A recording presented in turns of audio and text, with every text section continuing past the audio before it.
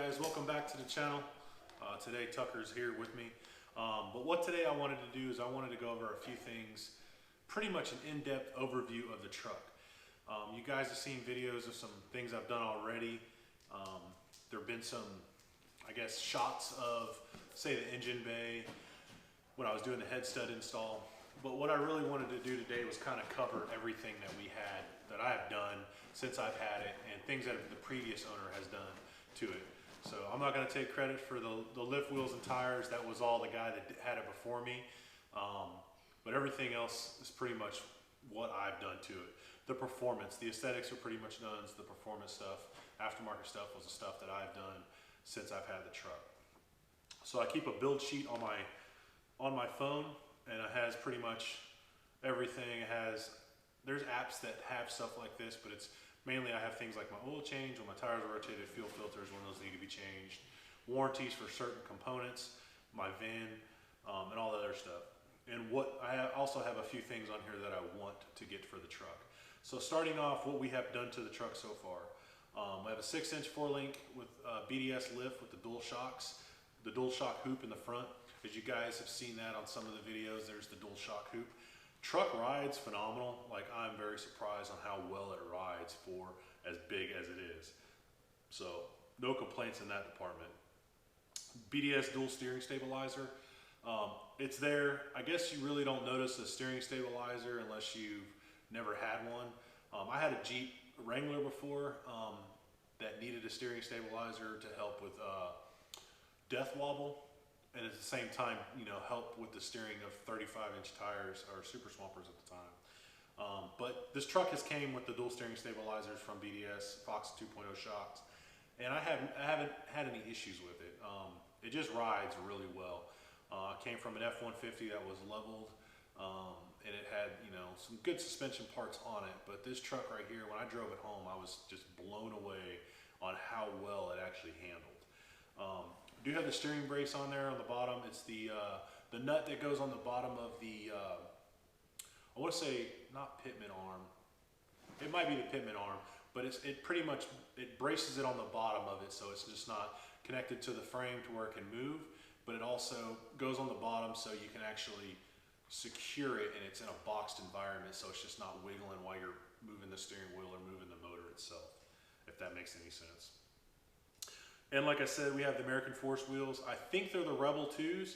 Not 100% sure on that. They're a 22 by 11, which is a rare size. I have never seen another vehicle other than yesterday on D-Max Rhino's channel. He had a guy with an F250 or F350 with 20 by 10 with 0 offsets. That's the first time I've ever seen another truck with American Forces with a 0 offset.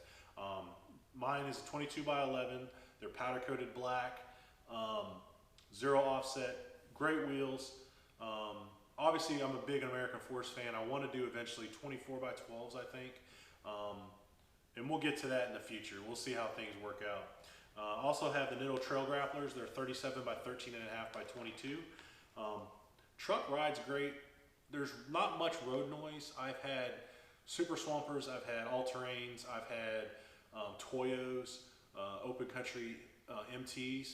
And those were phenomenal tires. Same with the Nittos. I have no complaints about them. They are very quiet on this day-to-day driving. I drove it. The longest it's ever been on a trip was from Oklahoma City to Memphis, and I had no problems, no road noise. It drove like a dream. No pulling left or right. I'm religious about rotating these tires. I try to do it around every 4,000 to 5,000 miles. Just to keep the wear patterns right so I can get the most out of the tires that I can. Like I said, the truck has 31,000 miles on it. I think those tires got put on the truck when it had about 3,000 miles. They're about halfway worn, I would say. They're dry rotted more than anything, and I think just the reason they're dry rotted is they're so old. The truck, when I got it 2 years ago, it had 13 or 16,000 miles on it, and I've only put 15,000 miles on it since I've had it, since I was gone all the time deploying and whatnot. But I just think the age of the tire is actually showing through worse than the actual wear of the tire.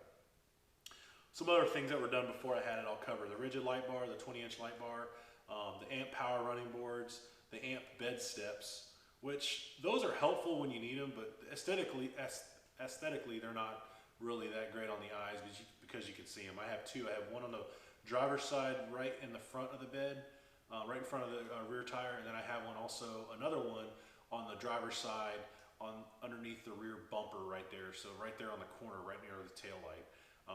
Like I said, they are freaking awesome when you need them, but aesthetically they're not that appealing because they do hang down and you can see them.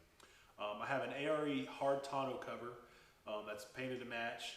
I like it, it's great. I'm indifferent on it. I've always had backflip covers, the trifolds, and they were phenomenal. This one is great. I mean, I have no issues with it. The only downside to it is if I wanted to haul something tall, then it would be open while I was driving. So that kind of sucks if I actually needed to get say a refrigerator from somewhere. I would literally have to remove it and then go from there. It also has a bed rug that was installed prior to me getting it as well, and I like the bed rug. Bed liners are great, makes your truck durable. You can do almost damn near anything to that bed when you have the bed liner in there, but I personally don't need it. My truck is a daily driver. I have a truck because I want it. I don't haul dirt, gravel, things like that in it. So it works out great for me. I have no issues there.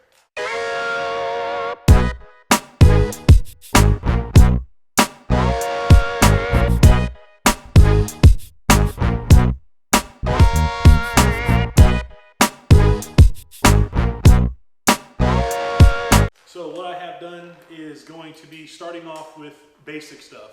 The Diode Dynamics HID low beams. I got those from Diode Dynamics probably the week I got the truck. We all know these projector beams for these trucks are horrible from the factory, and you cannot see anything. So it's very unsafe to drive around. Those are easy install. You know, you got to tap into the wire harness. I've had other HID kits in the past, but these ones have came on every time. They flicker a little bit here and there to start, but that's just them heating them up. But I've actually never had to go turn them off and then turn them back on to where it kick-started to where it come on. The beam itself would come on. So I'm pretty proud of that. Did a lot of research before I did before I put those on, and for the price, they're phenomenal. I also did the LED fog lights, which are now taken off the truck because I have the Morimotos. They're for sale, by the way. Let me know if you guys want those. I'm gonna let them go for about, say, 75 bucks shipped. So if that's something you want, they're originally 90 bucks. Plus you got to buy the anti-flicker modules. I have those. I'll send those to you as well. So both bulbs, both anti-flicker modules sent to you for 75 bucks. Let me know in the comments if you want them, or hit me up on Instagram and let me know there. Diode Dynamics LED board. So the daytime running light board, that is the turn signal. You got to pull open the headlight. You got to replace the board itself. I did those. Those are a pain in the butt. If I could do it over again, I probably wouldn't do them. That's just me. Clear headlight reflectors. That was another thing I did. Is I took the amber reflector out of the headlight and put these clear reflectors in when I had them open and resealed them. I have on here the S&B, the CCV delete, but I never did the delete. I just put the CCV, the filter on there. I guess mainly for aesthetics, and I did plug the down tube to the intake of the turbo when it was stock with the little plug assembly that comes with it. Yeah, but I don't have either of those anymore. So for tuning, when I deleted the truck. I want to say in September of 2018, right after I had to go through some stuff at work, and I was busy for a little while. So once I got done with work, I came back and I did the tuning. I had everything here. I went with a 5-inch turbo back, no muffler exhaust. Also had DRD do my tuning. Double R diesel. If you guys have never heard of them, I enjoy his services. Customer service top notch. Never had an issue. If I do have an issue, he replies probably within an hour. I can say that. It's never been that long, maybe 30, 45 minutes. But if I email Ray from Double R Diesel and I need something or something's not going on, him or his staff replies to me very quickly. So I cannot say enough about them. They have a military discount, and they also gave me another discount for something else. But they really hooked it up. Cannot complain about that. So that's the MM3 and the tuning that came in on that. They drop shipped the MM3 with the tunes. I don't know if they drop ship, but they have the MM3 tuner itself, I think, with them, and then they just put the chip inside the tuner and ship it to you. There's no more emailing stock files. So I had that. I did the DRP EGR delete, which is no longer on there. 5-inch, like I said, 5-inch Flow Pro No muffler. I do have a muffler now. That's later on down the list, but I'll cover that. I had to do an not a muffler, but a FTE resonator, I think. The circular tornado looking type resonator. When I did the second gen swap, god awful. It was loud as hell. So I thought it was cool for the first day or two. Like, oh yeah, this sounds awesome. But when you get in it, it is obnoxious. And you know, I used to leave for work early in the morning, like 4:30, 5 o'clock in the morning, and I kind of felt bad leaving and just waking up my neighbors. After I did the deletes and the exhaust, I did the cat fuel filter. DieselFuelFilterKits.com is where I got my fuel filter kit. That company was easy to deal with. I know Josh and Aaron over at Dirty Diesels do the same kit. They actually sent me the fuel line to bypass the one on the block itself. So I'm kind of jumping ahead, I don't mean to, but so I did the fuel filter delete on the block, and then the diesel fuel filter kit, what it does is it moves the fuel filter from the block to the back of the truck where the water separator is at, and they're right next to each other, and a hell of a lot easier to change. So I hit up Josh at Dirty Diesels. He hooked me up when it came to getting that fuel line going, and that was it. So I did all of that. I deleted the fuel filter on the motor itself when I did the second gen swap, because I didn't want to have to take off the intake horn twice. As you guys seen in my last video, I did some shots, some still shots of the truck. I have some rock lights, the ProComp rock lights I have installed. I have I have 5 total, one in each wheel well, and then one shining down on the diff underneath the bed. Fleece fuel filter delete block. I already talked to you guys about that. Dirty Diesel's braided fuel line from Josh and Aaron over there. And then the biggest thing I've done is the WCFab S467.7 second gen swap with a steed speed manifold. By far my favorite upgrade. It took a while to get it installed just because I wanted to take my time, but it turned out phenomenal. All right, so talking about the second gen swap, I did that. Hit up Randy again, or Ray, excuse me, at RR Diesel and said, hey man, this is what I've done. Can you send me another tune? He wrote the tune up, emailed it to me, easy day. The thing with RR Diesel is that you got to pay every time you do a different tune. It's not just, hey, can you tweak this for me and send it back to me? You have to pay for custom tuning, and then he'll email it back to you. All right, so covered that. I also, on my list, I put the date for when I did that and how much miles. WCFab Coolant tank, I did that when I did the second gen swap. I would say, is it necessary? No. Is it aesthetically pleasing? Yeah, it cleans up the engine bay quite a bit. Here's the downside. You can't tell the damn coolant level with that thing. You have a coolant bobber in there that tells you, hey, your coolant level is low. But other than that, you cannot visually see, unless you're trying to like look in the neck and look down in there. You cannot visually see that. So I wish they would have put a sight glass on there or something. Banks Monster Ram, the 4-inch intake that I have on there, that's color matched to the turbo, which is, those colors are Illusion Cherry from WCFab. Fleece Coolant Bypass Kit. Did that. That was, out of the whole second gen swap, that took me the longest.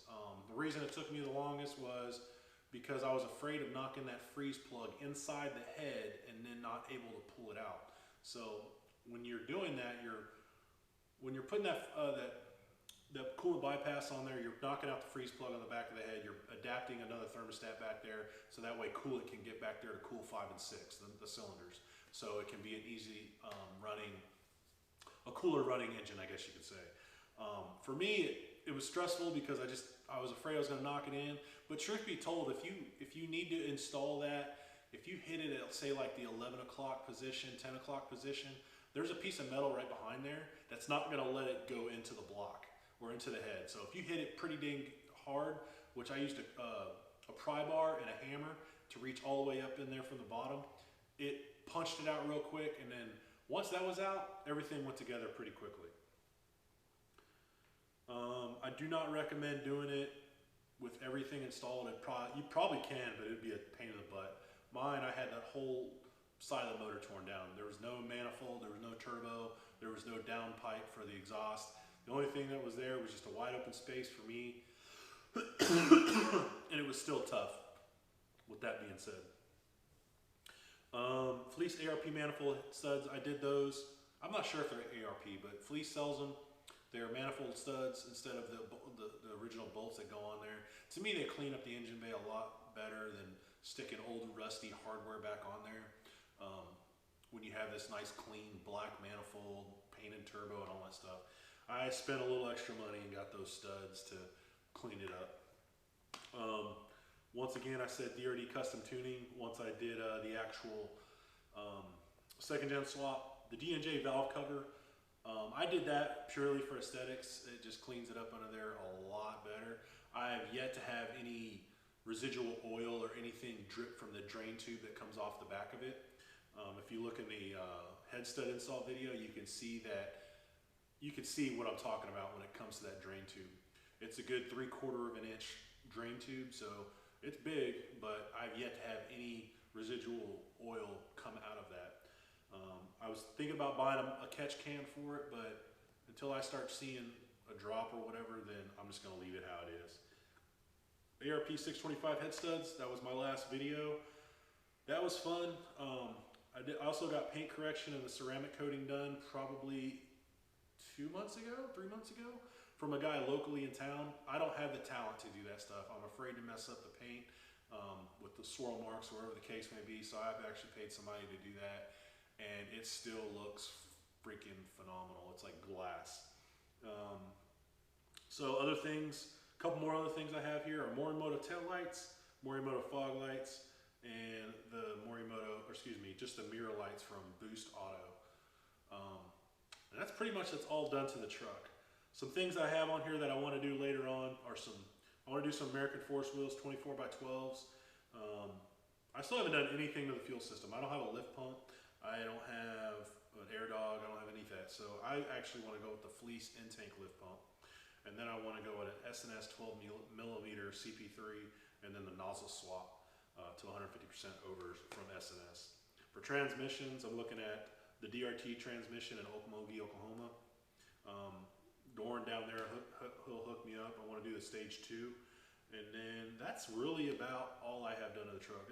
I say really all, but that's a lot of stuff. So I'm thinking about lowering it back down to a 4-inch lift kit with 35s if I do the 24s. So if I do the 24x12 or 24x14s, I'm going to put them on 35s.